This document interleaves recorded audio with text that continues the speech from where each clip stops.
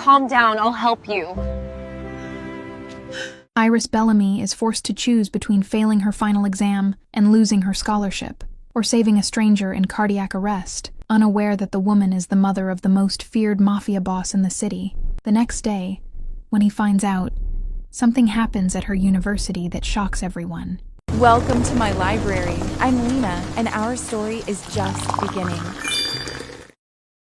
Chapter 1. The Sacrifice. I had 16 minutes to get to campus before they locked the exam room doors, and I was running through the morning rain with my backpack slamming against my spine and my nursing textbooks threatening to tear through the worn fabric because I couldn't afford to replace the bag, and I definitely couldn't afford to miss this exam. Final examination for advanced patient care, worth 40% of my grade, and if I didn't pass with at least an 85, I'd lose the scholarship that was the only reason I could attend nursing school at all. And losing the scholarship meant dropping out, which meant going back to my hometown with nothing to show for 3 years of sleepless nights and ramen dinners, and pretending I belonged in a world full of people who'd never had to choose between textbooks and groceries. The subway had been delayed, some mechanical issue that added 12 minutes to my commute, and now I was sprinting through streets I barely recognized, because I'd taken a shortcut that Google Maps swore would save me time, but looked increasingly sketchy with each block. 10 minutes left. My phone buzzed with a text from my roommate Riley, asking if I'd made it, and I didn't have breath to spare for answering,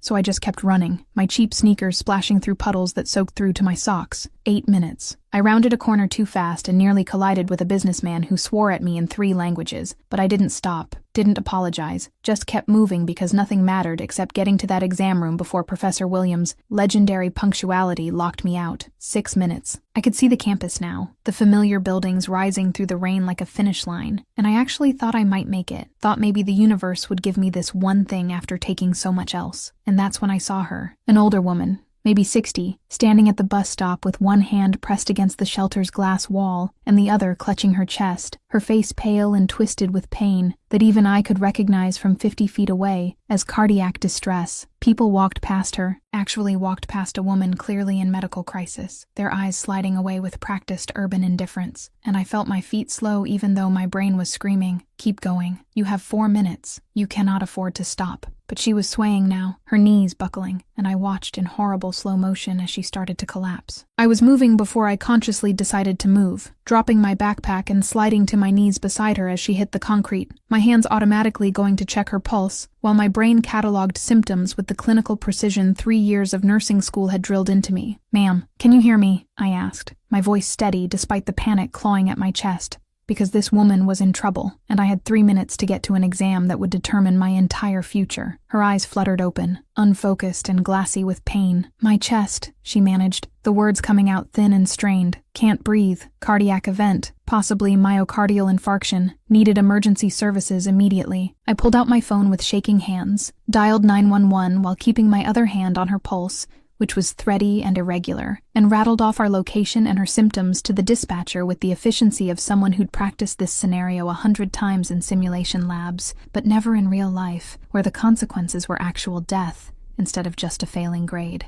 "Ambulance is 7 minutes out," the dispatcher said. "I'll stay on the line." 7 minutes meant I definitely missed the exam. The thought hit me with stunning clarity, and for one horrible second I considered leaving, flagging down someone else to wait with her, pretending I'd done enough and running the final 6 blocks to campus where my entire future was currently being locked behind a door I wouldn't reach in time. But her hand found mine, gripping with surprising strength for someone in cardiac distress, and when I looked down at her, I saw fear in her eyes that was so raw and human, it made my own fear about failing an exam feel petty and small. "Don't leave," she whispered, and I realized she'd read my hesitation on my face. "I'm not leaving," I said, and meant it, and felt something inside me settle into calm acceptance, even as another part of me screamed that I was throwing away everything I'd worked for. "I'm staying right here with you. You're going to be okay." I started doing what I could with the resources I had, elevating her slightly against my knees, checking her airway, monitoring her breathing, which was getting more labored, and trying desperately to remember everything Professor Williams had taught us about cardiac emergencies, while also trying not to think about the fact that Professor Williams was currently handing out exam papers to students who'd managed to arrive on time. "Hey, what's your name?" I asked, trying to keep her conscious and alert. "Valentina," she managed, her accent Italian and elegant, even through the pain. "Valentina Moretti." "I'm Iris," I said, brushing wet hair back from her face with gentle fingers. "Iris Bellamy, and you're doing great, Valentina. Just keep breathing with me."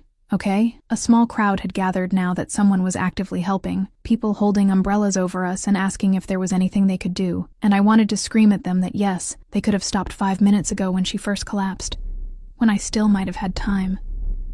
But I just asked someone to grab my backpack so it wouldn't get stolen, and kept monitoring her vitals, and talked to her about anything I could think of to keep her engaged and fighting. "Do you have family?" I asked. "Someone we should call?" "My son," Valentina said, and despite the pain there was warmth in her voice when she said it, the kind of warmth that spoke of deep love. "Victor, but don't worry him. He worries too much already. Mothers always say that," I said with a small smile, adjusting my position to better support her weight. "But I bet he'd want to know you're okay. He'd want to be here," she corrected, and something in her expression shifted, became almost protective. "But it's better he doesn't know yet. He'd react poorly." The phrasing was odd, the way she said react poorly, like it meant something more than just worry, but I didn't have time to analyze it because the ambulance was pulling up, lights flashing in the gray morning. The paramedics moved with efficient speed, and I gave them a rapid assessment while they loaded her onto the gurney, rattling off vitals and symptoms and timeline with automatic precision that earned me an approving look from the lead paramedic. "Can you in nursing school?" he asked, securing the oxygen mask over Valentina's face. "Yes,"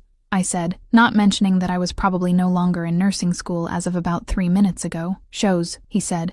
Quick thinking probably saved her life. She was minutes from full arrest. The words should have felt good, but all I felt was numb, the weight of my sacrifice settling over me like concrete. They loaded her into the ambulance, and Valentina caught my hand before they could close the doors, pulling the oxygen mask aside with her free hand. "Thank you," she said, her voice stronger now with the treatment they'd started. "You gave up something important to help me. I saw it in your eyes." "It's okay," I said, squeezing her hand gently. "And anyone would have done the same, but they didn't," Valentina said, and there was something fierce in her expression beneath the exhaustion. "You did. That means something, Iris Bellamy. My son will want to meet you, to thank you properly." "That's really not necessary," I said quickly, uncomfortable with the intensity in her gaze. "Nor Victor doesn't do anything that isn't necessary," she replied, and there was something in the way she said his name, some quality I couldn't identify. "Give them your number. He'll call." I gave the paramedic my phone number because refusing seemed cruel when she'd just had a cardiac event, and then they were closing the doors and pulling away, and I was standing alone in the rain with the crushing weight of reality settling over me. I'd just destroyed my future to save a stranger. The right choice. The only choice. But God, it hurt. I checked my phone 15 minutes past the exam start time, and I ran anyway, because maybe Professor Williams would make an exception. Maybe if I explained about the cardiac emergency she'd understand. But when I burst into the nursing building 23 minutes late, dripping water everywhere, I found the exam room door closed with a note in Professor Williams' precise handwriting: "No late arrivals, no exceptions. See me during office hours, no exceptions." I sank onto a hallway bench and stared at that note until the letters blurred, watching 3 years of sacrifice crumble because I'd chosen someone else's life over my own future. Professor Williams' office door was open when I finally found the courage to approach, and she looked up with an expression that shifted to sympathy when she saw my face. "Miss Bonnie Bellamy," she said gently, "I heard what happened, that you were helping someone. A woman collapsed," I said, my voice flat. "Cardiac event. I stayed until the ambulance came." "That's admirable," Professor Williams said, "but the policy exists for a reason. I can't make exceptions." "I understand," I said, "because I did, even though understanding didn't make it hurt less. Is there any possibility of a makeup exam?" "Next semester," she said, and I watched my future crumble further, which means re-enrolling, which means I lose my scholarship. I finished, because my GPA drops below requirement. "I'm sorry, Iris," she said, and she actually sounded like she meant it. "What you did today, stopping to help that woman, that's what nursing is actually about. Not exams or grades, but being willing to put someone else's needs first." The words were meant to comfort, but they just made everything hurt worse. I worked my evening shift at the diner in a daze, smiling at customers and taking orders while my brain replayed the moment I'd decided to stop. Calculated all the ways my life was about to get harder. Wondered if Valentina Moretti had any idea what her cardiac event had cost me. By the time I got home at midnight, Riley was waiting with worried eyes. "How'd the exam go?" she asked. "I missed it," I said, the lie easier than the truth. "Our lost track of time." Her face fell. "Is there any way to make it up?" "Not really," I admitted. "I'm probably going to lose my scholarship." We sat in silence, and I was grateful she didn't try to tell me it would be okay, just held my hand while I processed the wreckage of my future. The next morning, I was halfway through my coffee when Riley appeared in the kitchen doorway with an expression that made my stomach drop. Iris, she said carefully. There are men here, looking for you. My blood ran cold. What kind of men? The expensive kind, she replied, her voice tight. In suits that look like they cost more than our rent. They said they need to speak with you about something important. I set down my mug with shaking hands. Did they say what they want? Just that Mr. Moretti sent them, Riley said, and I watched her face pale. Iris, I googled that name. You need to see what comes up. She thrust her phone at me, and I saw search results that made my heart stop. Victor Moretti, alleged head of the Moretti crime family, federal investigation into Moretti organization. Victor Moretti, the most dangerous man in the city. Oh my God, I whispered. The pieces falling into place. Valentina's odd phrasing about Victor, reacting poorly. The way she'd said he didn't do anything that wasn't necessary. The intensity in her eyes when she'd insisted he'd want to meet me. I'd saved the mother of a mob boss. Iris, you can't go with them, Riley said, grabbing my arm. Call the police. Tell them. Tell them what? I interrupted. That someone wants to thank me for helping their mother. That's not illegal. Those men look like they break kneecaps for a living, Riley hissed. This isn't about thank you. This is about something else. She was probably right, but I also didn't see a way out that wouldn't make things worse. So I told her I'd text her as soon as I knew what was happening, and walked into our small living room to face the men who'd invaded my apartment. They were exactly as Riley described, wearing suits that screamed money and danger, their posture alerting me they were trained for violence, and when they turned to look at me, I felt the weight of their attention like physical pressure. Iris Bellamy, one of them asked, his voice polite but carrying undertones that made my skin prickle. Yes, I managed. Is Valentina okay? Something that might have been approval flickered across his expression. Mrs. Moretti is recovering well, thanks to your intervention. Mr. Moretti would like to speak with you personally. That's not necessary, I said, trying to keep my voice steady. I'm glad she's okay, but I don't need thanks. Nevertheless, he continued, and there was steel beneath the politeness. Mr. Moretti insists. The car is downstairs. I'm not getting in a car with strangers, I said, fear making me reckless. Oh, if he wants to talk, he can call me. The two men exchanged glances that made alarm bells ring in my head. Miss Bellamy, the second man said, his tone careful. Mr. Moretti is not someone who makes requests. When he asks to speak with someone, it's in their best interest to comply. He wishes to express his gratitude for saving his mother's life. Refusing that gratitude would be unwise. The threat was clear, even wrapped in polite words, and I felt trapped between fear and the growing realization that I'd somehow gotten tangled up in something far more dangerous than missing an exam. 10 minutes, I said finally, because refusing seemed both pointless and potentially dangerous. I need to change. They nodded and stepped into the hallway, and I rushed to my room where Riley followed with panic written across her face. Don't go, she begged. Please, Iris. This is insane. I don't think I have a choice, I admitted, pulling on jeans and a clean shirt with shaking hands, but I'll be okay. He just wants to thank me for helping his mother. He's a mobster, Riley hissed. The articles say he's connected to at least 7 murders. Alleged, I interrupted, though the word felt hollow. Nothing's been proven. That's because people are too scared to testify, she shot back. Oh, Iris, please.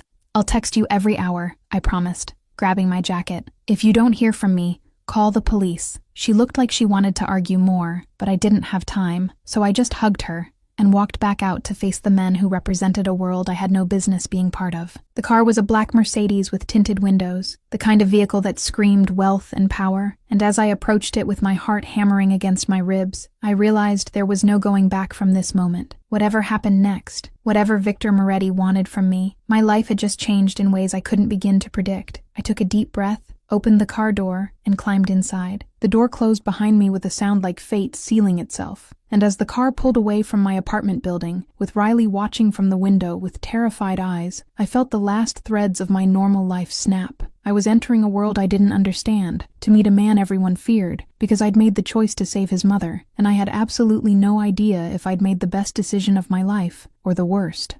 She gets in the car knowing he's a mobster and that the entire internet says he's the most dangerous man in the city. I don't know if I'd have that courage. The tension is killing me. Chapter 2. The Dangerous Man. We drove in silence through the city, and I watched familiar streets pass while my mind raced through increasingly terrifying scenarios about what Victor Moretti might want from me, whether saving his mother had somehow made me a target, whether I was about to disappear like the people in those articles Riley had shown me. My phone buzzed with texts from Riley begging me to be careful, and I sent back a thumbs up that I hoped was reassuring but probably just looked terrified. 20 minutes later, we pulled up to a building I recognized as the Apex Tower, one of the most expensive addresses in the city, all glass and steel, and the kind of exclusivity that required more money than I'd earn in a lifetime. The lobby was pure luxury, marble floors and modern art, and a level of security that made airports look casual, and the men escorted me to a private elevator that required both a key card and a fingerprint to access. "Where are we going?" I asked, my voice smaller than I wanted it to be. "Penthouse," one of them replied. "Mr. Moretti's private residence." The elevator rose smoothly, numbers climbing past floors I'd never be able to afford, and my stomach dropped with each level, anxiety and anticipation warring in my chest. When the doors finally opened directly into a penthouse that stole my breath with its floor-to-ceiling windows and panoramic city views, I stepped out on legs that felt unsteady. The space was massive, all clean lines and expensive furniture and the kind of carefully curated taste that came from having unlimited resources. But what struck me most was how empty it felt, like a showroom rather than a home. "Wait here," one of the men said, gesturing to a seating area near the windows. "Mr. Moretti will be with you shortly." They disappeared down a hallway, leaving me alone in this overwhelming space, and I moved to the windows because standing still felt impossible, my nervous energy needing somewhere to go. The city spread out below me, and I could see the campus from here, could probably see the nursing building where my future had crumbled yesterday while I'd knelt on wet concrete helping a stranger who turned out to be anything but. "Iris Bellamy." The voice came from behind me, deep and controlled and carrying an authority that made every hair on my body stand on end, and I turned slowly, my heart hammering against my ribs, and that's when I saw him. Victor Moretti stood in the doorway of what must have been his office, and I understood immediately why people were terrified of him, why articles called him the most dangerous man in the city, why his name made Riley's face go pale. He wasn't particularly tall,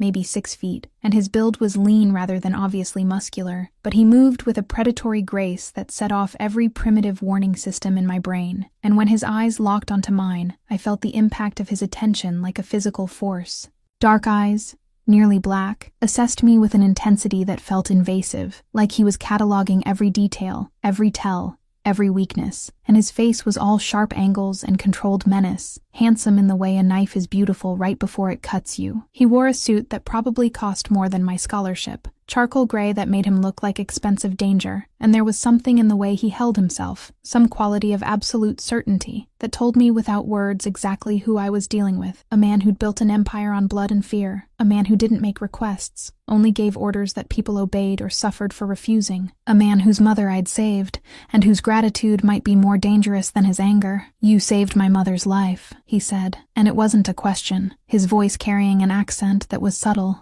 but unmistakably Italian. I couldn't speak, couldn't do anything except stand there while he moved into the room with movements that were too smooth, too controlled, closing the distance between us until he was close enough that I could see the faint scar above his left eyebrow and smell his cologne, something expensive and dark that made my head spin. I started, but my voice came out wrong, and I had to clear my throat and try again. "I just helped until the ambulance came." "Anyone would have done the same, but they didn't," Victor said, and he was so close now. I could feel the heat radiating from him, could see the way his eyes tracked every micro-expression on my face. "Everyone else walked past her. You stopped. You sacrificed something important. I know about your exam, about your scholarship. I know what helping my mother cost you." The words should have scared me. The fact that he'd already researched me, learned my vulnerabilities, gathered information that gave him power over me. But all I felt was a strange electricity in the air between us, something that made my skin prickle with awareness that had nothing to do with fear and everything to do with the way he was looking at me, like I was a problem he needed to solve, like I was something unexpected and potentially dangerous, like I was the most interesting thing he'd seen in a very long time. "How?" I managed.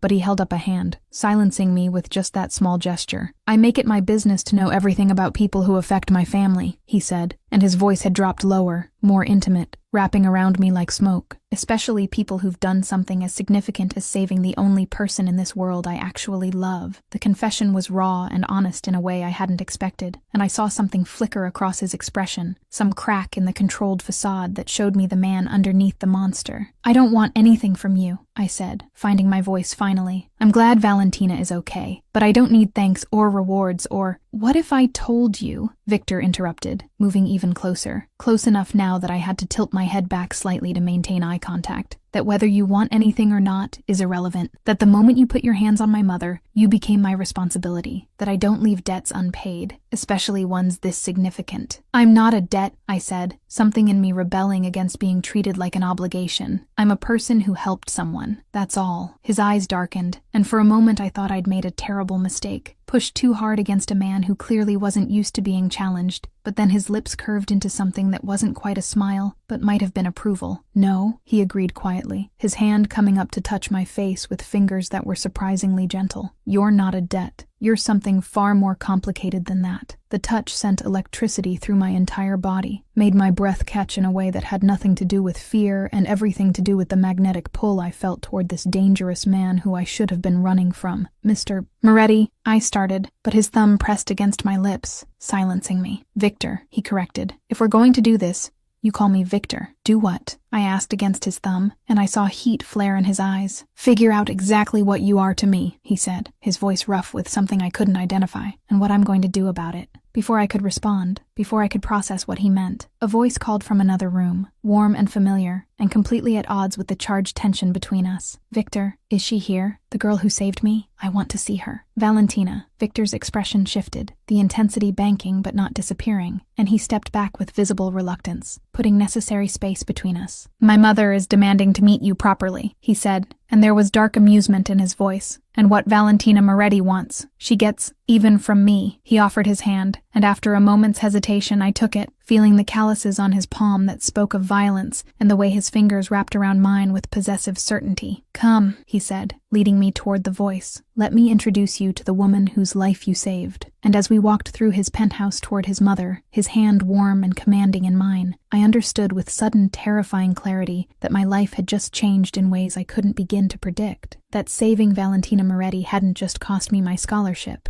It had cost me my anonymity, my safety, my carefully controlled existence, and possibly, though I was too scared to admit it yet, my heart. Because the way Victor Moretti was looking at me, the way his hand felt in mine, the electricity that crackled between us despite all the very good reasons I should have been running in the opposite direction, that wasn't gratitude, that was something far more dangerous. Chapter 3. The Bond. Valentina Moretti was waiting in what looked like a sunroom, all windows and natural light that softened the severe modernity of the rest of the penthouse, and when she saw me, her entire face lit up with genuine warmth that made my chest ache, because nobody had looked that happy to see me in a very long time. "Iris," she exclaimed, standing from the elegant couch with more energy than someone who'd had a cardiac event 2 days ago should have. "You came. Your son didn't really give me a choice," I said, shooting Victor a look that made his lips curve slightly, and Valentina laughed with delight. "Good," she said, moving toward me and pulling me into a hug that smelled like expensive perfume and something warmer, more maternal. "He needs to learn that some things are more important than giving people choices." She pulled back and studied my face with sharp eyes that missed nothing, and I felt suddenly exposed under her assessment, like she could see every secret I'd ever kept. "You've been crying," she said, her voice going soft. "Since yesterday. What happened?" I glanced at Victor, who was leaning against the doorframe watching us with an expression I couldn't quite read, and something in me cracked because this woman had nearly died, and she was worried about me, a complete stranger who'd helped her. "I lost my scholarship," I admitted quietly, "because I stayed with you instead of going to my exam. And without the scholarship, I can't afford to stay in nursing school." Silence filled the sunroom, heavy and loaded, and when I looked up, I saw fury flash across Victor's face before he controlled it, his jaw going tight with tension. "You lost your future to save my life," Valentina said, and there were tears in her eyes now. "Oh, Iris, I'd do it again," I said quickly, needing her to understand. It was the right choice. You were dying, and I could help.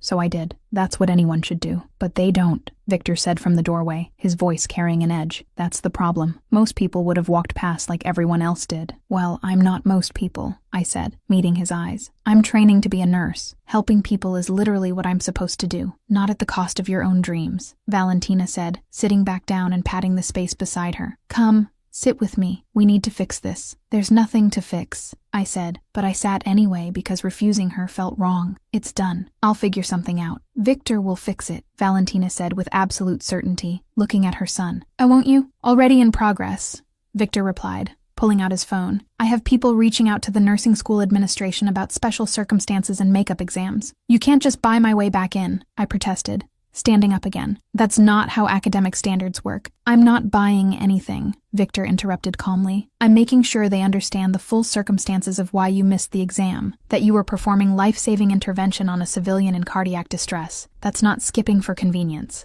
That's being exactly the kind of person they should want in their program." "They won't care," I said, frustration bleeding into my voice. "Professor Williams already told me the policy is absolute. No exceptions. Everything has exceptions," Victor said, and the certainty in his voice suggested he'd proven that truth many times, especially when the right pressure is applied in the right places. "I don't want you pressuring anyone," I said firmly. "I made my choice and I'll live with the consequences." Victor studied me for a long moment, and I saw respect flicker in his expression. "You're stubborn." "I'm principled," I corrected. "Same thing. Often," Valentina interjected with amusement, and when I turned to her she was smiling. "You remind me of someone. Victor's grandmother, my mother-in-law. She was like you, all fire and principles and refusing to let anyone help her even when she desperately needed it." "How did that work out for her?" I asked. "She married into the Moretti family," Valentina said with a meaningful look, "and learned that accepting help isn't weakness. It's wisdom." I felt the weight of what she wasn't saying, the implication that I was already tangled up with the Moretti family whether I wanted to be or not, and I sat back down because my legs suddenly felt unsteady. "I don't understand what you want from me," I said quietly, looking between them. "I helped someone who needed help. That's all." "Why does it have to be more complicated than that?" "Because you saved my mother," Victor said, moving into the room finally, his presence immediately dominating the space. "And in my world, that creates an obligation. A debt I intend to repay." "I don't want repayment," I insisted. "I want to go back to my life." "What life?" Victor challenged, his eyes sharp. "The life where you work yourself to exhaustion at a diner and nursing school simultaneously. Where you can barely afford food and your scholarship is your only lifeline. Where one random emergency destroys everything you've built." The accurate assessment stung because it was true, because my life was exactly that precarious, that fragile, and I hated that he could see it so clearly. "It's my life," I said, meeting his stare, "and I'd rather struggle on my own terms than accept help from someone who—" I stopped, catching myself before I said something I couldn't take back. "Someone who what?" Victor pressed, moving closer. "Someone dangerous. Someone whose money comes from illegal sources. Someone you should be afraid of." "Yes," I admitted, because lying felt pointless. "All of that." "Good," he said, and I blinked in surprise. "You should be cautious. Fear is healthy when it's directed at actual threats." "Are you a threat to me?" I asked, and the question hung in the air between us, charged with something I didn't want to name. Victor's expression shifted, became almost gentle, and he reached out to tuck a strand of hair behind my ear with fingers that were far too careful for a man supposedly capable of violence. "No," he said quietly, "never to you, but I am dangerous, and being connected to me makes you a target whether you want that or not, which is why I need to keep you safe." "I don't need—" "You do," Valentina interrupted, her voice firm. "Victor is right. The moment you helped me, the moment my son learned your name, you became part of this world. People will notice, people will ask questions, and some of those people are not kind." Ice flooded my veins. "What does that mean?" "It means," Victor said, his voice going hard, "that my enemies will try to use anything they perceive as leverage against me. And right now, you're perceived as someone I owe, someone I'm grateful to. That makes you vulnerable. So what? I'm just supposed to let you control my life now," I challenged. "Accept your protection and your help, and become some kind of possession." "You're not a possession," Victor said, and there was heat in his voice now. "You're a person who did something extraordinary for my family. I'm offering protection and assistance because it's the right thing to do, and because I don't let good people suffer for being good." "How noble," I said, sarcasm bleeding through despite my best efforts. "Not noble," he corrected. "Practical. And selfish, if I'm honest." "Selfish how?" His eyes locked onto mine with an intensity that made my breath catch. "Because I want you safe. Because the thought of something happening to you because of me makes me want to destroy things. Because for reasons I don't fully understand yet, you matter to me more than a stranger should." The confession hung between us, raw and honest, and I felt Valentina watching us with poorly concealed satisfaction. I think," Valentina said into the loaded silence, "that Iris should stay for lunch. Don't you agree, Victor?" "I really should go," I said, standing quickly because the air in the room felt too thick, too charged. "I have work later and—" "Call in sick," Valentina said, and it wasn't quite an order but wasn't quite a suggestion either. "Stay. Have lunch with us. Let me thank you properly for saving my life." I looked at her, this elegant woman who'd nearly died 2 days ago and was now sitting in her son's penthouse, looking at me with warmth and something that looked almost like hope, and I found I couldn't refuse her. "Just lunch," I agreed, "but then I really do need to go." "Of course," Valentina said with a smile that suggested she'd gotten exactly what she wanted. "Victor, why don't you show Iris the terrace while I call the chef about lunch?" Victor offered his hand, and after a moment's hesitation I took it, letting him lead me through glass doors onto a terrace that wrapped around the entire penthouse, offering views of the city that were almost painful in their beauty. "This is incredible," I said despite myself, moving to the railing. It's empty, Victor said, coming to stand beside me close enough that our arms almost touched. Beautiful, but empty. Like most things built from blood money. The honesty surprised me, the self-awareness in his tone, and I turned to look at him, finding vulnerability in his expression that hadn't been there before. Why are you telling me this? I asked. Because you're not afraid to call me dangerous, he said. Because you push back instead of just agreeing with everything I say. Because you're real in a world full of people who pretend. I'm terrified of you, I admitted. I'm just too stubborn to show it. His laugh was genuine, transforming his face into something almost boyish. Good combination. Terror and stubborn. We stood there in silence for a moment. The city spread below us, and I felt the weight of everything that had happened in the past 2 days settling over me. I really don't know how to do this, I said quietly. How to be in your world. You don't have to be in my world, Victor replied. You just have to let me make sure you're safe while you live in yours. And if I say no, then I'll respect that, he said, and I believed him. But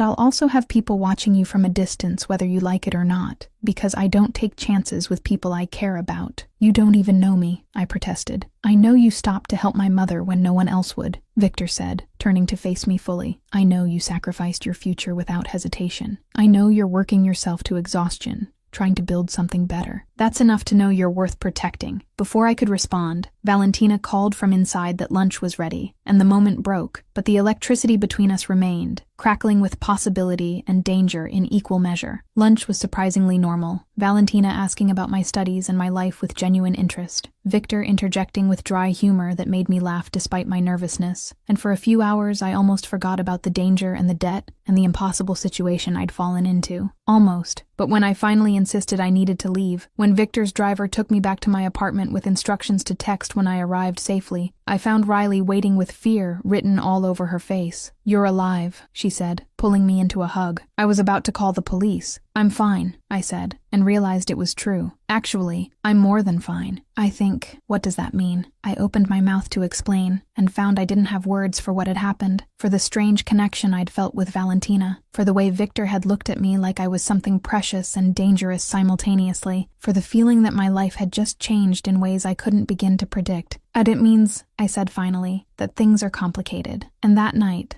when I was getting ready for bed, my phone buzzed with a message from an unknown number. Unknown. This is Victor. Sleep well. Iris. Tomorrow we fix your scholarship situation. No arguments. I should have been angry at the presumption, but instead I found myself smiling as I typed back. Me. One argument. You don't get to control my life just because I saved your mother. Victor. Not trying to control. Trying to help. There's a difference. Me. Is there? Victor. You'll find out. And somehow, lying in my bed in my cramped apartment that smelled like ramen and desperation, I found myself looking forward to finding out exactly what Victor Moretti meant, which was probably the most dangerous thing I could do. Chapter 4. Two worlds colliding. Victor wasn't lying about fixing my scholarship situation, though his method of fixing it was both impressive and slightly terrifying in its efficiency. 3 days after that lunch, I received a call from Professor Williams asking me to come to her office, and when I arrived, I found her sitting with the Dean of Nursing and someone I didn't recognize, but whose expensive suit screamed lawyer. Miss Bellamy, the Dean said,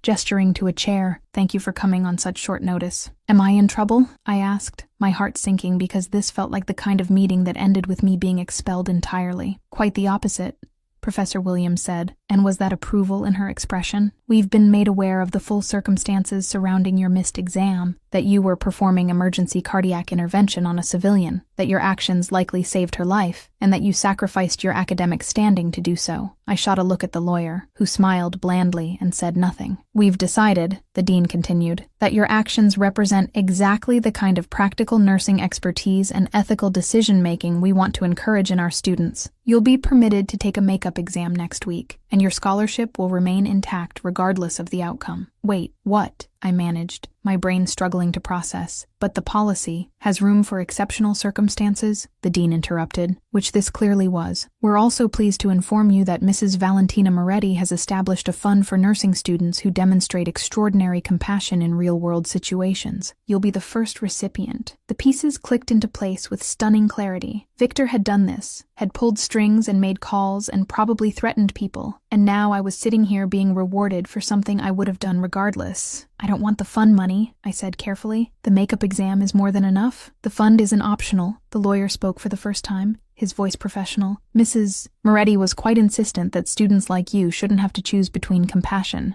and financial security. The money will cover your tuition, books, and living expenses for the remainder of your program. That's too much, I protested, standing up.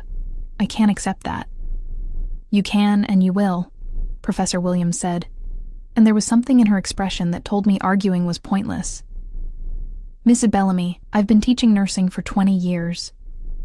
I've seen hundreds of students make the calculation you made that morning. Do you know how many actually stopped to help? I shook my head. 3, she said. In 20 years, 3 students have sacrificed their academic standing to help someone in distress. All 3 dropped out because they couldn't afford to continue without their scholarships. Mrs. Moretti's fund ensures that won't happen anymore. You're not taking charity. You're being a pilot case for a program that will help dozens of students after you. When she framed it like that, refusing felt selfish, so I accepted with shaking hands and left the office in a daze. And the first thing I did was pull out my phone. We need to talk. Now, Victor, my driver is outside your building. He'll bring you here. Of course he had someone watching me. Of course he knew exactly where I was. The drive to his penthouse took 20 minutes, and I spent all of them building up righteous anger about his interference, his presumption, his complete disregard for my autonomy. But when I walked into his office and found him standing at the windows looking more tired than I'd seen him, some of that anger deflated. Before you start, he said without turning around, I'm not sorry. You manipulated my school, I said, staying by the door because getting close to him felt dangerous. You threw money at a problem I said I'd handle myself. I ensured you weren't punished for being a good person, Victor corrected, finally turning to face me. There's a difference. You didn't ask me. If I'd asked, you would have said no, he interrupted. You would have let your stubborn pride destroy your future, because accepting help feels like weakness to you. It's not about pride, I shot back. It's about earning what I have instead of having it handed to me by someone who... I stopped, biting back words I knew would hurt. Someone who what? Victor challenged, moving toward me with that predatory grace. Someone who made their fortune through violence. Someone whose money is stained with blood. Say it, Iris. Don't pretend to protect my feelings. Someone I don't know, I said instead, which was true if not the whole truth. Someone who has no obligation to me beyond gratitude I've already said I don't need. You think that's what this is? Victor asked, and he was close enough now that I could see the tension in his jaw, the shadows under his eyes that spoke of sleepless nights. Obligation, isn't it? No, he said, his voice dropping to something dangerous and intimate. It's not, but I'm not going to explain what it actually is because you're not ready to hear it. Try me, I challenged, tilting my chin up, even though my heart was hammering. Victor stared at me for a long moment, and I watched something war across his expression before he stepped back, putting necessary distance between us. The fund is legitimate, he said, his tone shifting back to business. My mother actually did set it up, and you actually are the first recipient. Nothing about it is connected to my organization or my money. It's clean. But you made it happen, I said. I encouraged it, he corrected. My mother wanted to do something meaningful with her second chance at life. I simply suggested this direction. I wanted to stay angry, wanted to maintain my righteous indignation. But the truth was, he'd just saved my entire future, and I was being ungrateful about the method. Thank you, I said finally, the words coming out softer than intended. Even though I'm furious about how you did it. Thank you for making sure I can continue school. Something shifted in his expression, became almost vulnerable. You're welcome. And for what it's worth, I respect your anger. Most people just accept what I give them without question. I'm not most people, I said, echoing my words from days ago. No, Victor agreed, his eyes tracking my face with that intensity I was beginning to recognize. You're absolutely not. Before the moment could stretch into something more dangerous, my phone rang with Riley's name flashing on the screen. I should take this, I said, and Victor nodded, turning back to his windows to give me privacy. Riley.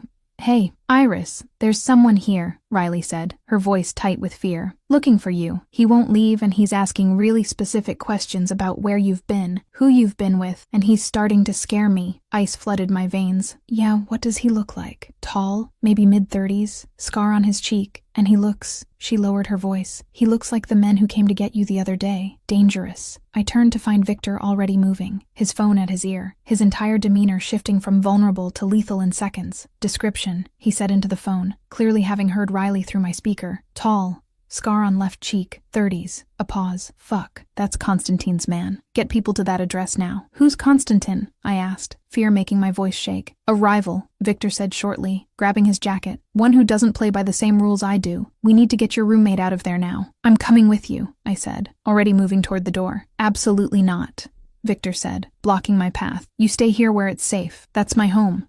I argued. My roommate. I'm not hiding while she's in danger because of me. That's exactly what you're going to do, Victor said, his voice dropping into something that probably made grown men obey without question. This isn't negotiable, Iris. Neither is this, I shot back, meeting his glare. Either I come with you or I take a taxi there myself. Your choice. We stared at each other, wills clashing, and I watched him wrestle with the need to keep me safe versus the knowledge that I'd absolutely follow through on my threat. Stay in the car, he finally ground out. No matter what happens, you stay in the car. Understood, I agreed, and we were moving, his hand on my lower back guiding me to the private elevator. The drive to my apartment took 12 minutes that felt like hours. Victor on his phone issuing orders in a mixture of English and Italian, his free hand gripping my knee with enough force that I knew he was more worried than he was showing. When we pulled up to my building, there were already 3 black SUVs parked outside, men in suits I recognized as Victor's standing in formation that looked almost military. Report, Victor said as we climbed out, and I noticed he positioned himself between me and the building. Target left 3 minutes ago, one of the men said. Roommate is safe.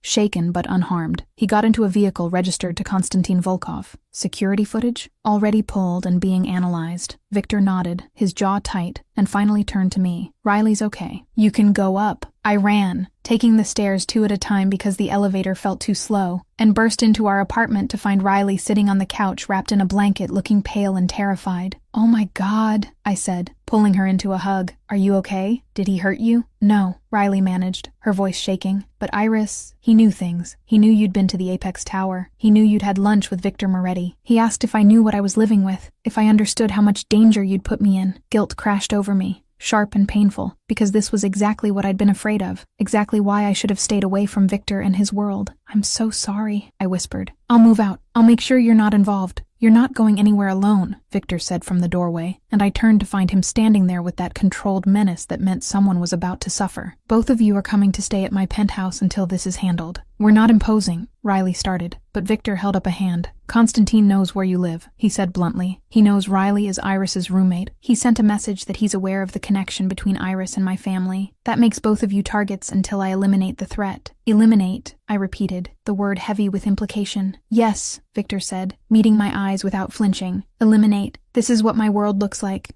Iris, this is what happens when I care about someone. They become leverage, and people try to use them against me. Then, maybe you should stop caring, I said, even though the words hurt to say. Too late, Victor replied simply. Pack what you need for a few days, both of you. We leave in 10 minutes. Riley looked at me with wide eyes, clearly overwhelmed, and I squeezed her hand before standing to face Victor. This isn't sustainable, I said quietly. I can't live in your penthouse forever. I have school, work, a life, then we'll figure out how to make it sustainable, Victor interrupted. But right now, today, you come with me where I can protect you. We'll solve the rest as it comes. And looking at his face, at the determination and fear warring in his expression, I understood that this wasn't about control or possession. This was about genuine terror that something might happen to me, and that realization shifted something fundamental in how I saw him. Okay, I agreed, but we need to talk about boundaries and expectations and what this actually means. We will, Victor promised. Line, after you're safe. 20 minutes later, we were back in his penthouse, Riley looking around with wide eyes while Victor made calls arranging for additional security, and I stood at those massive windows overlooking the city, feeling like my life had spiraled completely out of my control. Iris, Valentina's voice came from behind me, and I turned to find her standing there with concern written across her face. Victor told me what happened. Are you all right? I don't know,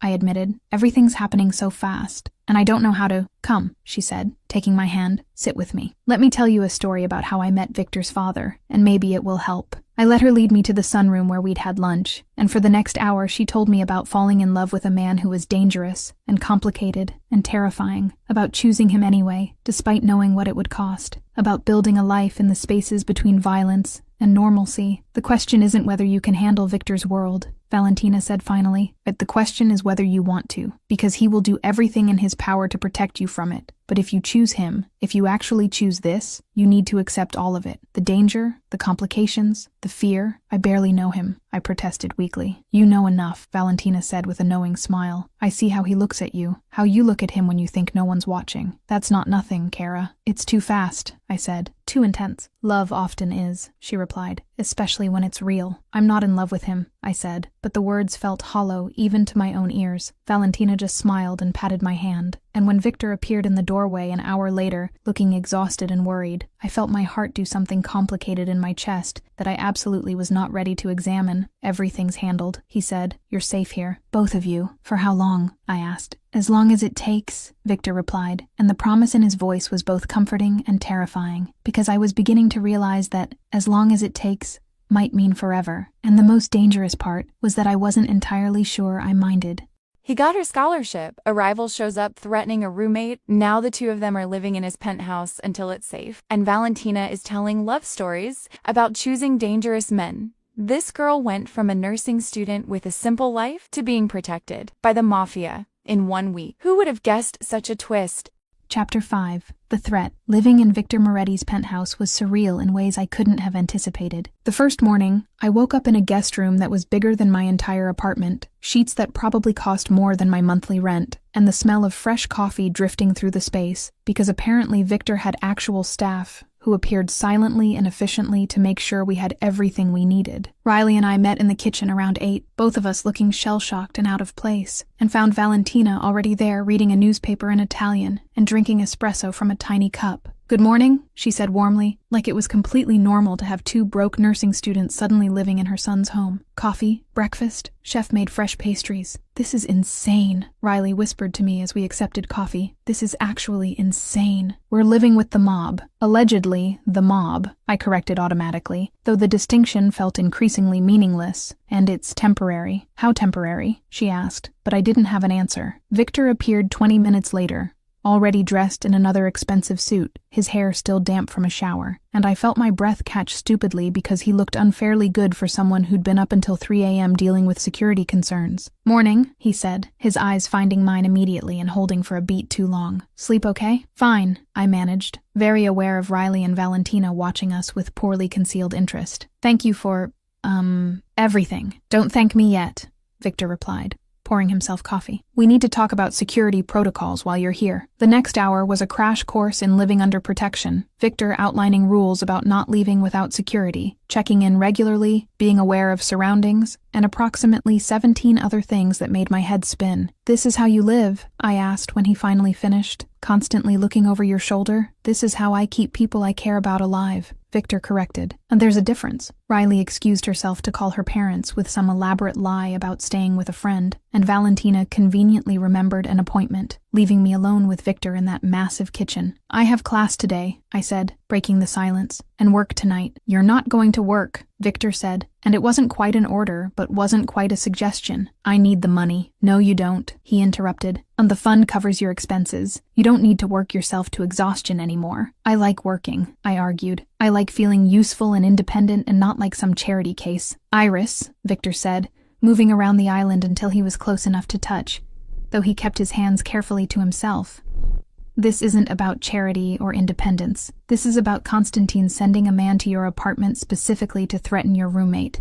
That's a message. That's him saying he knows how to hurt me through you. Then maybe I should just leave," I said, even though the thought made my chest ache. "Go back to my life. Stay away from you and your mother. Remove myself as a target." "Too late," Victor said, and there was something fierce in his expression. "You're already in this. Leaving now doesn't make you less of a target. It just makes you more vulnerable because you won't be under my protection. So I'm just supposed to what? Live here forever? Give up my entire life? You're supposed to stay safe until I eliminate the threat," Victor said, his voice dropping to something dangerous. "And then we figure out what comes next." "What does come next?" I challenged, because from where I'm standing, this is unsustainable. I can't build a life in your shadow, constantly looking over my shoulder, always afraid. "You think I don't know that?" Victor asked, and suddenly his carefully controlled facade cracked slightly, showing me the frustration and fear underneath. "You think I want this for you? I'm trying to find a solution that keeps you alive and lets you have the life you deserve, but that takes time." "How much time?" "I don't know," he admitted, and the honesty of it hurt more than a lie would have. "Constantine is unpredictable. Could be days, could be weeks, but I'm working on it." I wanted to argue more, wanted to maintain my independence and my stubborn pride, but the truth was I was terrified, and having Victor between me and whatever danger Constantine represented felt safer than trying to face it alone. "Okay," I said finally. "I'll stay. For now, but I'm still going to class." "With security," Victor insisted. "With security," I agreed. because that felt like a compromise I could live with. The next few days developed a strange routine. Victor's driver took me to campus with 2 security guards who tried to be subtle but absolutely weren't. I attended classes while very aware of the men in suits watching from a distance, and I came back to the penthouse where Valentina would have dinner waiting, and Victor would appear hours later looking exhausted and worried. Riley adjusted faster than I did, bonding with Valentina over cooking and Italian phrases, but I felt constantly off balance, like I was living in someone else's life. The 4th night, I couldn't sleep and wandered into the living room around 2 a.m. to find Victor sitting in the dark, staring at his laptop, the blue glow making his face look almost haunted. "Can't sleep either?" I asked, making him look up. "Occupational hazard," he said, closing the laptop. Konstantin's made 3 more moves in the past 2 days. Nothing direct, just positioning. It's making me nervous. I sat on the couch across from him, tucking my legs under me. "Tell me about him, about Konstantin." Victor was quiet for a long moment, and I thought he might refuse, but then he started talking. He's old guard Russian mob, came up the traditional way through violence and intimidation. He thinks I'm soft because I've tried to modernize, to reduce unnecessary bloodshed. Sees my relationship with my mother as weakness, because I actually care about someone. "That's not weakness," I said. "In his world, it is," Victor replied. "In his world, caring about people makes you vulnerable, makes you manipulable. And now he knows about you, knows I pulled resources to protect you, knows I'm invested in keeping you safe. So I made you weaker," I said, guilt twisting in my stomach. "No," Victor said fiercely,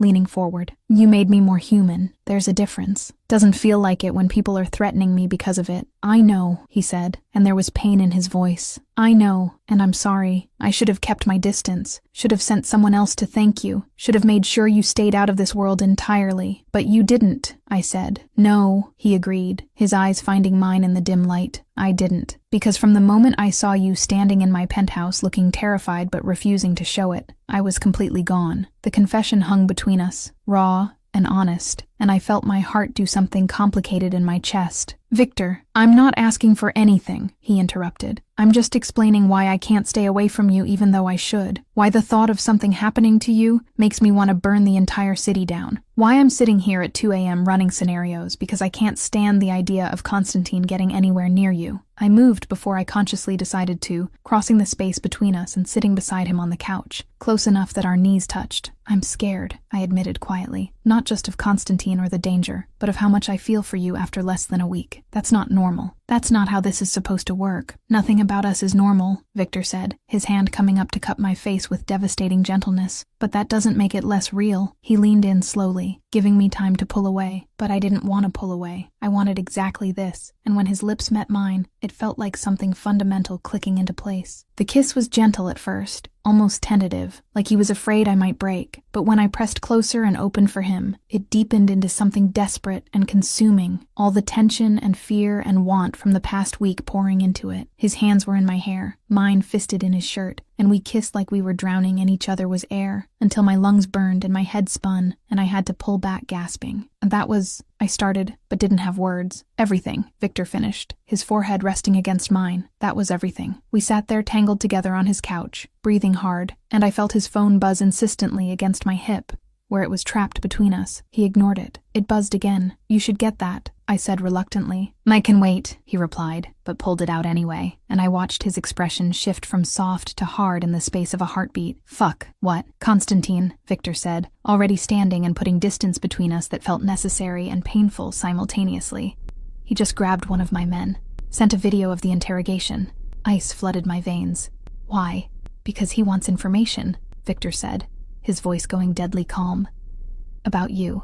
About what you mean to me. About where you are. Will your man talk?" "No," Victor said with absolute certainty. "But Konstantin will escalate. He'll go after people close to me until he gets what he wants. Then give him what he wants," I said, standing on shaking legs. "Tell him I'm nobody. Tell him I was just someone who helped your mother and you've moved on. Make me not worth the effort." "That's not going to work," Victor said, his jaw tight. "And he's seen me pull resources to protect you. He's seen me change my patterns. He knows you matter. Then what do we do?" Victor stared at me for a long moment, and I watched something painful flicker across his face before his expression hardened into something that looked like decision. "We end this," he said. "Tomorrow. I'm taking you and Riley somewhere safe while I handle Konstantin permanently." "Handle meaning exactly what you think it means," Victor interrupted. "This stops being a chess game and becomes a war, and I end it before more people get hurt." "Let me help," I said, even though the idea terrified me. No, Victor said, and there was steel in his voice now. This is my world, my problem, my responsibility. You stay safe and out of the way while I do what needs to be done. I'm not some damsel you need to hide away, I argued, frustration bleeding through my fear. You're the person I'm trying to keep alive, Victor shot back. There's a difference. Is there? Because it feels like you're just removing me from your life when things get difficult. Like I'm some burden you need to stash somewhere until the danger passes. That's not, Victor started, but his phone rang again. And when he answered, his expression went impossibly darker. Where? How many? I'm on my way. He hung up and turned to me with something like anguish in his eyes. Constantine just hit one of my clubs. Civilians are hurt. I need to go. Then go, I said, even though my heart was screaming at me to make him stay. And we're not done talking about this, Victor said, already moving toward the door. Aren't we? I challenged. It seems pretty clear where I stand. Safe and out of the way while you handle the dangerous parts. He stopped at the door, his back to me, and I saw his shoulders tense. I'm trying to protect you. I know, I said quietly. But it feels like you're pushing me away. Maybe I am, he said, finally turning to face me, and the pain in his expression almost broke me. Maybe pushing you away and keeping you alive is better than keeping you close, and watching Constantine destroy you to get to me. The words hit like physical blows, and I felt tears burn behind my eyes that I refused to let fall. So that's it, I asked. You kiss me like that, and then decide I'm too much of a liability. You're not a liability, Victor said, moving back toward me with urgency. You're everything. That's the problem. Constantine will use that against me. Against you. And I can't, his voice cracked slightly. I can't watch you get hurt because of me. So you hurt me first, I said, the tears falling now despite my best efforts. That's your solution. I don't have a good solution, Victor admitted, his hands coming up to frame my face, thumbs brushing away tears. I just have the one that keeps you breathing. He kissed me again, fierce and desperate and tasting like goodbye, and then he was gone, leaving me standing in his living room at 3 a.m. with tears on my face and my heart breaking in my chest. And I understood with devastating clarity what Valentina had meant about choosing dangerous men, because the most dangerous thing wasn't the violence or the threats or even Constantine. It was falling in love with someone who thought the best way to protect you was to push you away. Chapter 6. The Choice. Victor didn't come back that night, or the next morning, and by noon I was pacing the penthouse like a caged animal while Riley watched me with worried eyes, and Valentina pretended to read, but I could feel her concern radiating across the room. He's fine, Valentina said finally, setting down her book. Victor always comes back. You don't know that, I said, hating how my voice shook. Constantine could have. Victor has survived worse than Konstantin Volkov, Valentina interrupted gently. He'll come back. The question is, what will you do when he does? I stopped pacing and looked at her. What do you mean? I mean, she said carefully, that my son is very good at pushing people away when he thinks it will keep them safe. His father did the same thing to me, once, nearly lost me because of it. What did you do? I asked, sinking onto the couch beside her. I made him understand that I wasn't some fragile thing that needed protecting from his world, Valentina said, taking my hand. That choosing to be with him meant choosing all of it, the danger included, and that trying to make that choice for me was insulting. How did you make him understand? I showed up, she said simply, into a meeting he explicitly told me not to attend. In front of all his men, all his rivals, I walked in and stood beside him and made it clear that I wasn't going anywhere. That sounds terrifying, I admitted. It was, Valentina agreed, but it was also necessary. Sometimes the only way to prove you're strong enough for someone's world is to step into it and refuse to leave. Before I could respond, the elevator chimed, and Victor walked in looking like he'd been through hell, his suit rumpled, blood on his knuckles, and exhaustion written in every line of his body. Victor, Valentina said, standing. Are you hurt? Not my blood, he said shortly, his eyes finding mine and holding with an intensity that made my breath catch. Can we talk? Alone? Valentina squeezed my hand and left, pulling Riley with her, and suddenly it was just me and Victor in that massive living room with everything unsaid between us. I'm sorry, he said, before I could speak, for last night, for pushing you away, for making you think you were a liability when you're anything but. Then why did you say it? I asked, staying where I was because moving closer to him felt dangerous. Because I was scared, Victor admitted, and the raw honesty in his voice broke something in me. Because Constantine hurt innocent people just to send me a message, and all I could think was that you could be next, that he could take you from me before I'd even really had you. You can't protect me from everything, I said gently, and trying to push me away doesn't make me safer. It just makes us both miserable. I know, he said, running a hand through his hair. My mother said the same thing, along with several other pointed observations about me being an idiot. She's not wrong.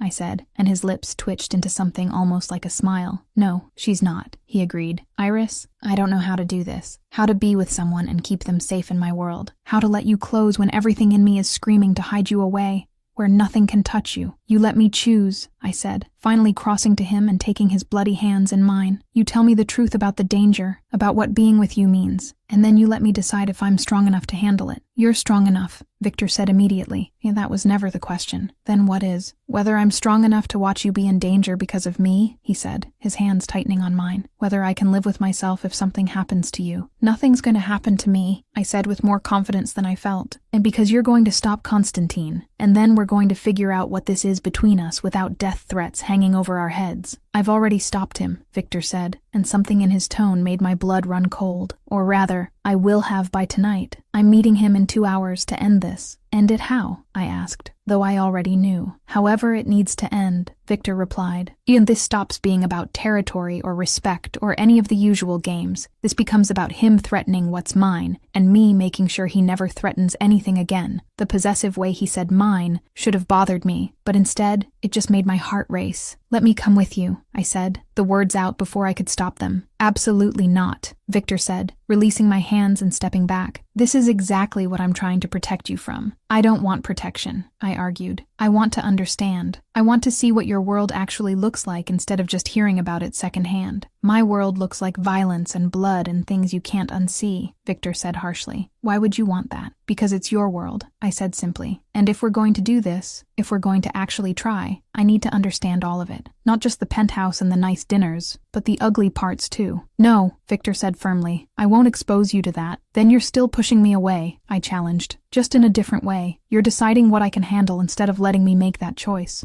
We stared at each other, wills clashing, and I watched him wrestle with the need to protect me versus the knowledge that I had a point. If you come, he said finally, you stay in the car. You don't get out. You don't get involved. You just observe from a distance. And if things go wrong, my driver gets you out of there immediately. No arguments. No arguments? I agreed, even though I had no idea if I could keep that promise. Victor looked at me for a long moment, and I saw worry and fear, and something deeper warring in his expression before he nodded. Go change into dark clothes. We leave in an hour. The warehouse district was exactly what I expected from a location chosen for mob confrontations. All abandoned buildings and shadows, and the kind of isolation that meant no one would hear anything they shouldn't. Victor's convoy pulled up with military precision, 5 cars surrounding the one we were in, and I watched from the back seat as his men poured out with weapons I tried not to look at too closely. Stay here, Victor said, his hand on my cheek forcing me to look at him. No matter what you see, no matter what you hear, you stay in this car. Promise me. I promise, I said, and he kissed me hard and fast, before climbing out and disappearing into formation with his men. The driver stayed in the front seat, his eyes constantly moving, assessing threats, and I felt my heart hammering as we waited in tense silence. Constantine's cars arrived 10 minutes later, equally coordinated, and I watched a tall man with gray hair and that scar Riley had described climb out flanked by at least 20 men. Victor walked forward to meet him, and even from this distance I could see the tension in his shoulders, the controlled violence in his posture. They talked, though I couldn't hear words, and I watched Constantine gesture dramatically while Victor remained perfectly still, and I knew without hearing that this conversation wasn't going well. Then Constantine pulled out his phone, showed Victor something, and I watched Victor's entire body go rigid with rage. Everything happened too fast after that. Constantine's men moved, Victor's men responded, and suddenly there were gunshots echoing through the warehouse district, the sharp crack of weapons firing mixing with shouted orders. I pressed against the window, terror flooding through me as I tried to find Victor in the chaos,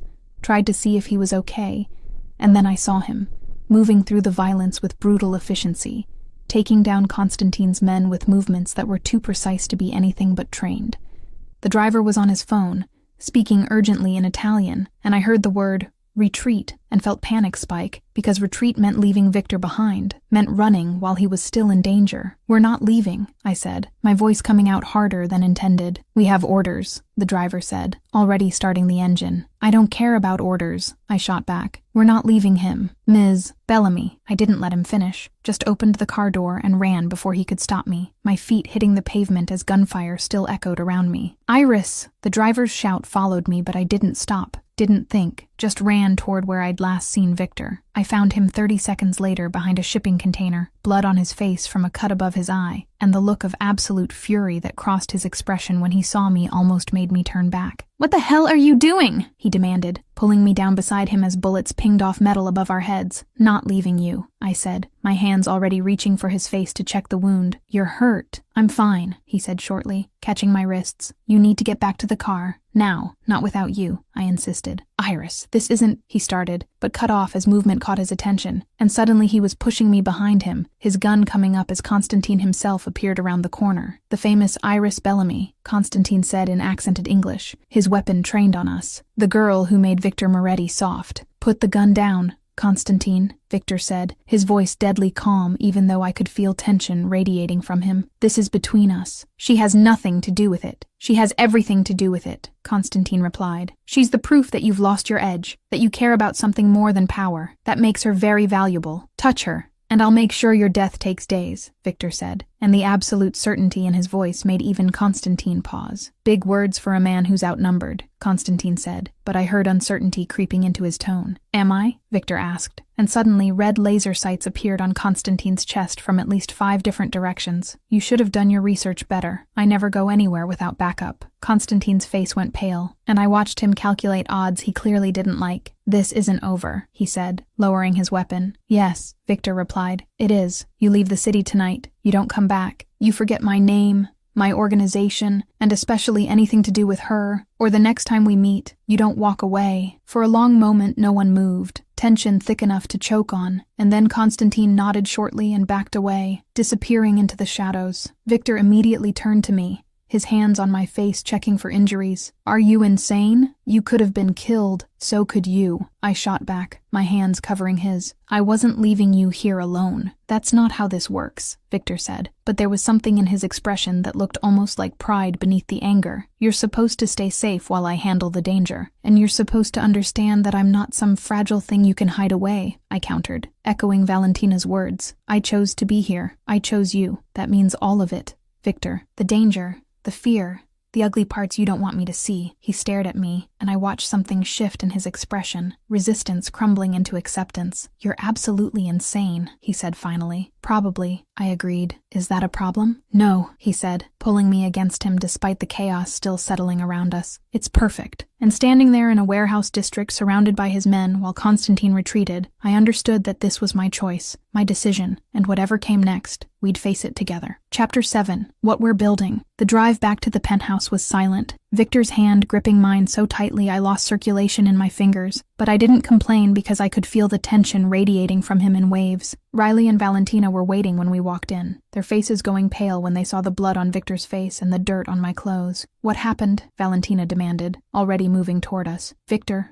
you're hurt." "I'm fine," he said shortly, his eyes never leaving me. She, however, decided to run into an active gunfight because apparently staying safe in a car was too boring. "You were bleeding," I shot back, following him as he stalked toward his office. "I wasn't leaving you there." "That's not your decision to make," Victor said, whirling on me once we were alone. "You don't get to risk your life for me." "Why not?"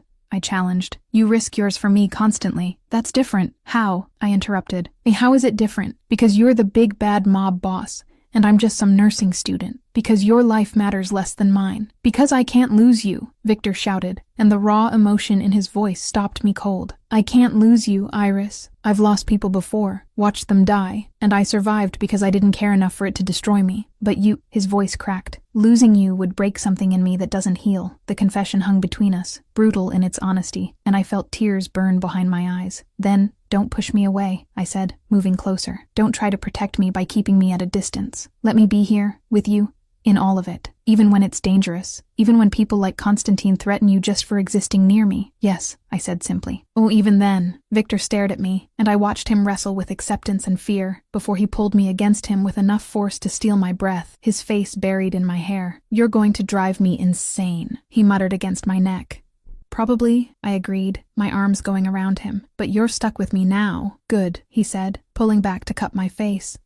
Because I wasn't planning on letting you go anyway. He kissed me then, fierce and desperate and tasting like relief. And I kissed him back with everything I felt, all the fear and adrenaline and want from the past hours pouring into it. When we finally broke apart, both breathing hard, Victor rested his forehead against mine. I need to get cleaned up, and you need to change out of those clothes before Riley has a complete breakdown. She's probably already having one, I said, but followed him anyway, letting him lead me to his bedroom where I'd never been before. The space was surprisingly lived in, unlike the sterile perfection of the rest of the penthouse E, with books stacked on the nightstand, and clothes actually visible in the closet that stood open. Showers there, Victor said, pointing. I'll grab you something to wear. Victor, I called as he moved toward the closet, making him pause. Thank you for letting me choose this, for not pushing me away even though every instinct you have is screaming to protect me. Don't thank me yet, he said with a slight smile. I'm absolutely going to be overprotective and paranoid, and probably drive you crazy with security measures. I can live with that, I said. Good, he replied, because it's non-negotiable. I showered quickly, washing away the dirt and the smell of gunpowder, and when I emerged wrapped in a towel, I found clothes laid out on the bed, one of Victor's t-shirts and sweatpants that would be enormous on me. He was sitting on the edge of the bed when I came out dressed, a first aid kit beside him, and I moved automatically to stand between his legs so I could clean the cut above his eyebrow. Hold still, I said, dabbing antiseptic on the wound with gentle fingers. Bossy, Victor observed, his hands settling on my hips. You like it, I countered, applying a butterfly bandage. I do, he admitted, his thumbs stroking circles against my hip bones. I like everything about you. It's extremely inconvenient. Why inconvenient? Because it makes me vulnerable, Victor said, his eyes meeting mine. Makes me care about someone more than I care about power or territory or any of the things I've built my life around. Is that so terrible? I asked, finishing with the bandage and letting my hands rest on his shoulders. It's terrifying, he admitted. I've spent my entire adult life building walls, keeping people at a distance, making sure no one could be used against me. And then you show up and demolish all of it in less than a week. I'm very efficient, I said, making him smile. You're very dangerous, he corrected, pulling me closer. More dangerous than any rival I've ever faced. Because I make you feel things. Because you make me want things, Victor said, his voice dropping lower. Things I thought I'd given up on. A life that's not just about survival and power. Someone to come home to. Someone who sees all the ugly parts and chooses to stay anyway. I'm staying,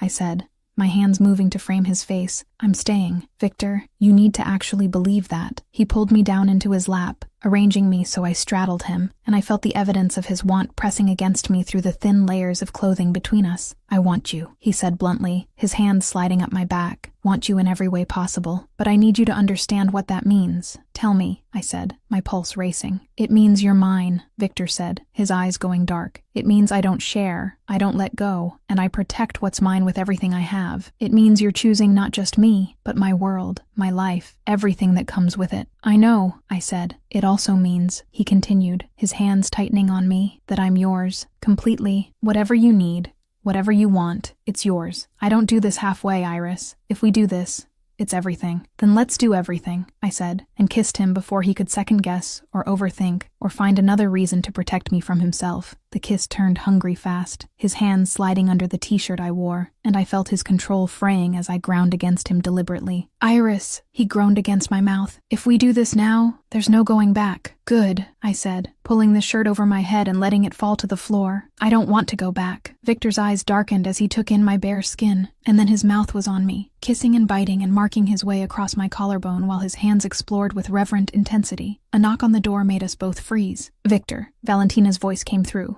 amused and knowing. Dinner is ready. Both of you should come eat before you do anything you'll want privacy for. I buried my face in Victor's neck, mortified, while his chest shook with silent laughter. We'll be right there, he called back, and I heard Valentina's retreating footsteps. Your mother just interrupted us, I said into his skin. She has excellent timing, Victor agreed, helping me find the discarded t-shirt. Always has. When I was 16, she walked in right before he stopped, seeming to reconsider. Actually, you don't need to hear that story. Now I definitely need to hear it, I said, pulling the shirt back on. Maybe later, he said, standing and adjusting himself with a grimace. After dinner, after we've had the conversation with my mother about you essentially moving in here permanently. Is that what's happening?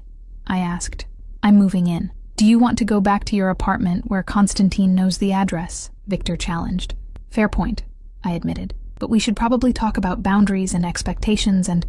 We will, Victor promised, pulling me toward the door.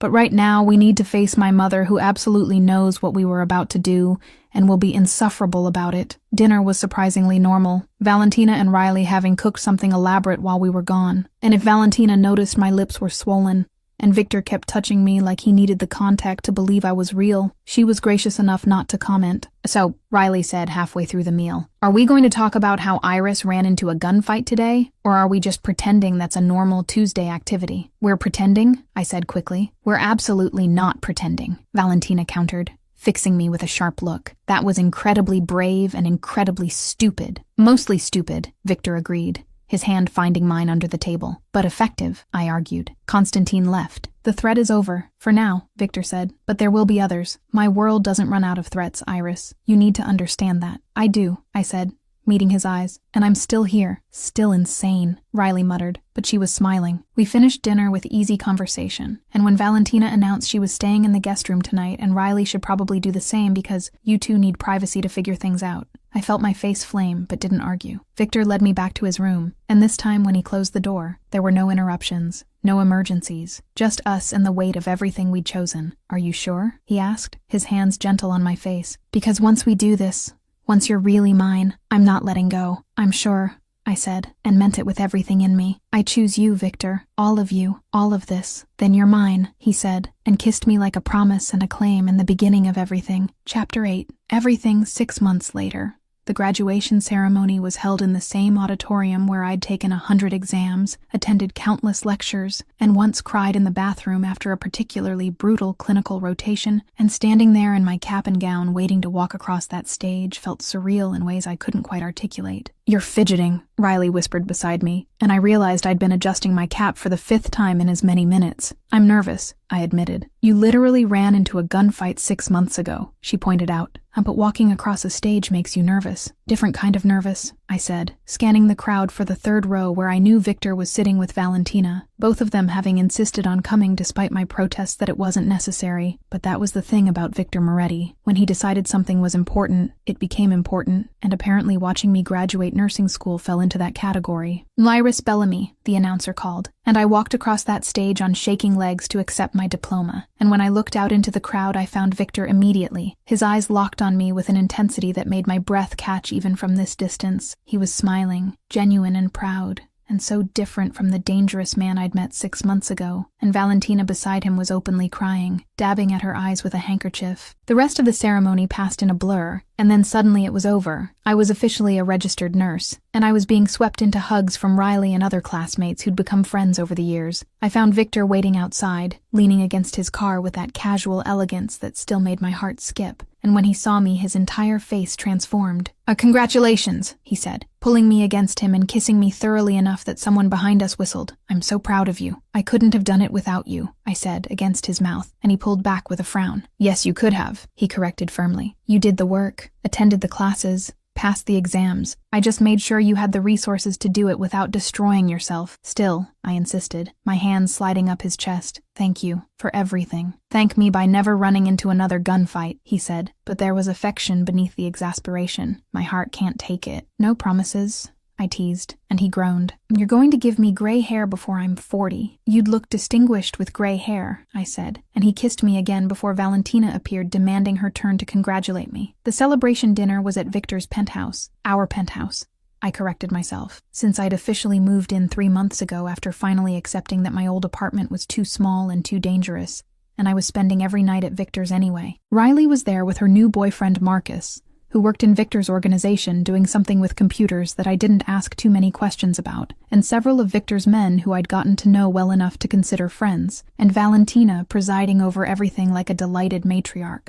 "A toast," Victor said, standing with his wineglass raised. "To Iris, who saved my mother, destroyed my carefully constructed walls, and became the best thing that ever happened to me in the process." "Victor," I said, feeling my face heat as everyone raised their glasses. "Let him finish," Valentina said with a smile. He's been practicing this speech for days." "To Iris," Victor continued, his eyes finding mine, "who's stronger than anyone I've ever met, who chose this life knowing exactly what it meant, and who I have the incredible privilege of calling mine. Congratulations, Tesoro. "You've earned every bit of this." The toast was met with cheers and clinking glasses, and I blinked back tears that weren't entirely from happiness, but from the overwhelming realization of how much my life had changed. 6 months ago, I'd been a broke nursing student sacrificing everything to help a stranger, and now I was here, graduated and employed at the hospital where Valentina had been treated, living with a man who terrified me and thrilled me in equal measure, integrated into a world I'd never imagined being part of. Later, when the guests had left and Valentina had retired to her room, she stayed in the penthouse most nights now, claiming she liked the company but really just wanting to be close to both of us. Victor found me on the terrace looking out at the city lights. "Penny, for your thoughts," he said, wrapping his arms around me from behind. "Just thinking about how different everything is," I admitted, leaning back against him.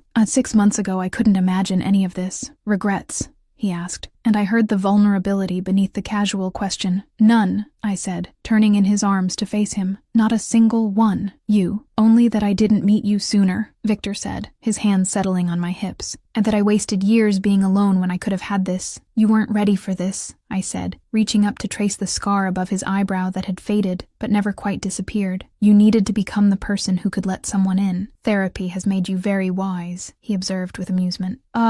Therapy has made me understand you better," I corrected. Because, yes, I'd started seeing a therapist 2 months ago to help process the violence I'd witnessed and the complicated feelings about loving someone in Victor's world. Victor had not only supported it, but insisted on paying for it, and had started going himself to deal with his own issues around protection and control. "I have something for you," Victor said, pulling back slightly and reaching into his pocket. "Victor, you already gave me a graduation present," I protested, thinking of the medical equipment he'd bought for my first hospital placement. "You don't need to." "It's not a graduation present," he interrupted, pulling out a small velvet box that made my heart stop. "It's something else entirely." He opened it to reveal a ring, simple and elegant with a single stone that caught the light beautifully, and I felt tears spring to my eyes. "Iris Bellamy," Victor said, his voice rougher than usual. "I know it's only been 6 months. I know by any reasonable standard this is too fast, too soon, too intense. But I also know that I've never been more certain of anything in my entire life than I am of you, of us, of what we're building together." "Victor," I started, but he shook his head. "Let me finish," he said. "You've seen the worst of my world. You've faced danger, dealt with threats, watched me do things that should have made you run, and you stayed. You chose this, chose me, chose us, and I want to spend the rest of my life being worthy of that choice." He dropped to one knee, and I stopped breathing entirely. "Will you marry me?" he asked. "Will you let me be yours officially, legally, permanently? Will you build this impossible life with me where we somehow make nursing and organized crime and everything in between actually work?" "Yes," I said, the word coming out choked with tears. "Yes, of course, yes." He slid the ring onto my finger with shaking hands, and then he was standing and kissing me, and I was crying and laughing simultaneously, and somewhere behind us I heard Valentina's delighted exclamation suggesting she'd been watching from the window. "I love you," Victor said against my mouth. "More than power, more than control, more than anything I've ever built or owned or commanded. I love you too," I said, "even though you're overprotective and paranoid and have approximately 17 security protocols for every situation." 18,